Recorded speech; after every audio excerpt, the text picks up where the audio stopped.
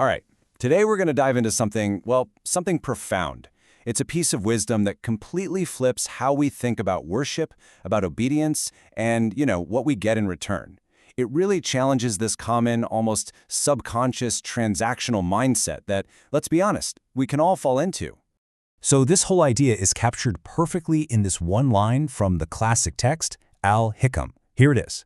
It is enough of his reward to you for obedience that he made you worthy of it. Just let that sit with you for a second. It's so packed with meaning, isn't it? Okay, so what on earth does that actually mean? For you and for me. It's basically pushing back hard against this simple idea that I do good, so I get good. Like a cosmic vending machine. So in this explainer, we're going to unpack that meaning together. And that brings us to our first big idea here. We're talking about a huge shift in mindset, moving away from just a simple transaction and into a much deeper understanding of what it means to be in a state of servanthood. It's all about changing the why, the motivation behind everything we do. Look at this. This really lays it all out. On one side, you've got that transactional logic, right? You're kind of putting your good deeds on a scale, expecting something tangible back. But then, look at the other side, the logic of servanthood. It says, wait a minute, the very fact that you were guided to do that good thing, the fact that you were even able to stand and pray, that is the gift right there. And the reward? Well, it's not always something you have to wait for. So often, it's hidden right there, inside the act itself. I mean, think about it. That feeling of peace you get after a really sincere prayer, that inner light or clarity that comes when you're remembering God, that feeling of safety, of intimacy, those aren't just bonuses or side effects. No, they are the reward, and they're here, right now. So you see the huge perspective shift here? Worship stops being this heavy thing on your to-do list. Instead, it becomes a sign of divine favor. The very fact that your heart was open to it, that there's even space for it in your life, that means you've been invited into a space of nearness. It's an honor, not just a chore. Okay, so this is where it gets even more interesting, more subtle. If the reward is in the act, what happens when we pray for something specific and we just don't get it? This is where we need to understand the idea of mercy, but in a really unexpected place, in what we're denied. This is a really key distinction to make. Our default setting is to think, I got what I wanted, blessing. I didn't get it, punishment.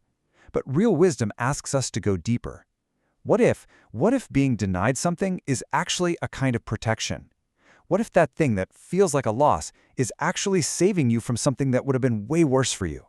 And this leads to a pretty sobering thought, a serious warning actually. Just because you're doing the acts of worship doesn't automatically mean they're being accepted.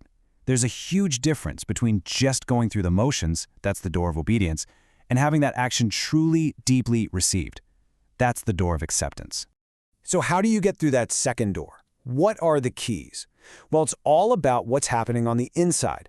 We're talking about sincerity, real, honest intention, truthfulness in your heart, following a sound path, and this one's huge, having a heart that isn't patting itself on the back for being so pious.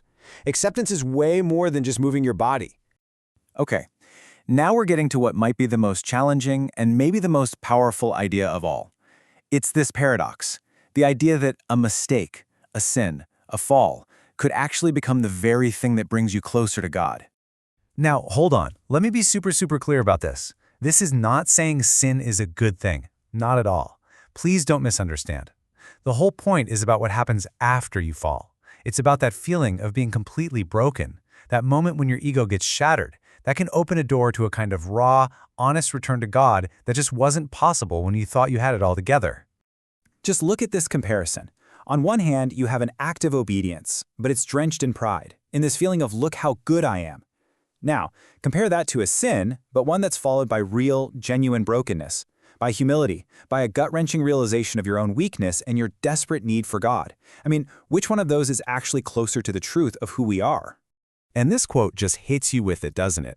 A sin that leaves behind humility and neediness may be better than an act of obedience that leaves behind pride and self-importance. Wow. It's such a radical thought. Not because sin is good, but because the state of your heart afterwards, that humility versus that pride, is what can make all the difference. All right, so we've covered a lot. How do we pull all these threads together? This last part is all about that. taking these lessons and building a new way of seeing, a way that leads to real, genuine spiritual growth. Because when you boil it all down, the biggest takeaway isn't just do more stuff. It's not about checklists. The real transformation is about seeing differently. The whole path to maturity is about changing your perception from the ground up. So, what does that look like in practice? Here are 4 ways to start seeing differently. 1. See obedience as an invitation, not a burden. 2. When something is withheld from you, see it with patience, not despair. 3. See your mistakes not as the end of the road, but as a loud, clear signal to return.